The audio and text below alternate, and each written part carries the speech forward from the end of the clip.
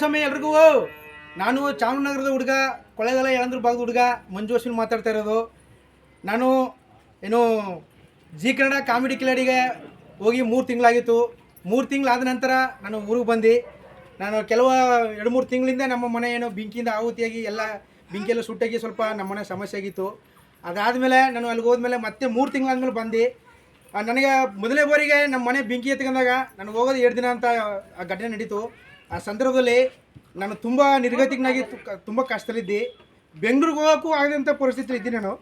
ಆ ಸಂದರ್ಭದಲ್ಲಿ ನಮ್ಮ ದಿವ್ಯ ಕುಮಾರಣ್ಣ ಅಂತ ಇವರು ಬನ್ನಿ ಕ್ರಮಣ ನನಗೆ ಅಲ್ಲಿ ಹೋಗೋಕ್ಕೂ ಸಹ ಬಸ್ ಇರಲಿಲ್ಲ. ಆ ಸಂದರ್ಭದಲ್ಲಿ ಇವರು ನನ್ನ ಕರ್ಕೊಂಡೋಗಿ ಕಾರಲ್ಲಿ ಕರ್ಕೊಂಡೋಗಿ ಅಲ್ಲಿಗೆ ಹೋಗಿ ಆಡಿಷನ್ ಮಾಡೋದ್ರಿಂದ ಹಿಡಿದು ನನ್ನ ಊಟ ತಿಂಡಿ ಕೊಡಿಸ್ಕೊಂಡು ನೀನು ಇಲ್ಲಿ ಗೆಲ್ಲೇಬೇಕು, ಇಲ್ಲಿ ನೀನು ಮಾಡಲೇಬೇಕು ಅಂತ ನಂಗೆ ಒಂದು ಅವಕಾಶ ಮಾಡಿಕೊಟ್ರು.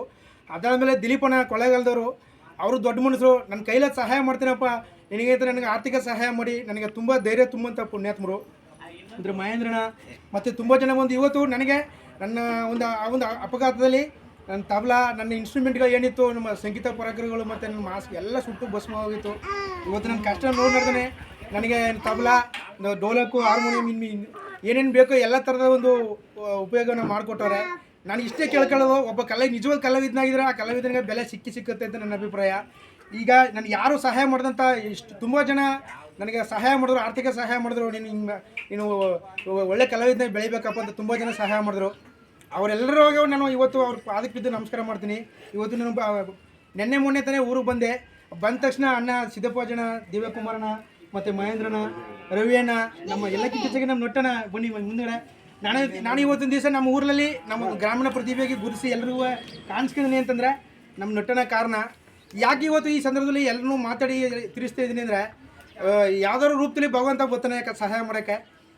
ಇವರೆಲ್ಲರೂ ಸಹ ನನಗೆ ಸಹಾಯ ಮಾಡಿದ್ರು. ಎಲ್ರಿಗೂ ಮತ್ತೊಮ್ಮೆ ನನಗೆ ಸಹಾಯ ಮಾಡಿದಂಥ ಎಲ್ಲರೂ ಪುಣ್ಯಾತ್ಮರಿಗೂ ನಮಸ್ಕಾರ ಮಾಡ್ತೀನಿ. ಇದನ್ನು ಅವ್ರು ಕೊಟ್ಟಿರೋಂಥ ಕಾಣಿಕೆನ ನನ್ನ ಜೀವನ ಇರೋಗಂಟೆ ನೆನೆಸ್ಕೊತೀನಿ ಅಂತ ಹೇಳ್ತಾ ನಮಸ್ಕಾರ ಮಾಡ್ತೀನಿ. ಮತ್ತೊಮ್ಮೆ ಎಲ್ರಿಗೂ ನಾವು ಒಳ್ಳೆಯದಲ್ಲಿ ಕಂಡಣ.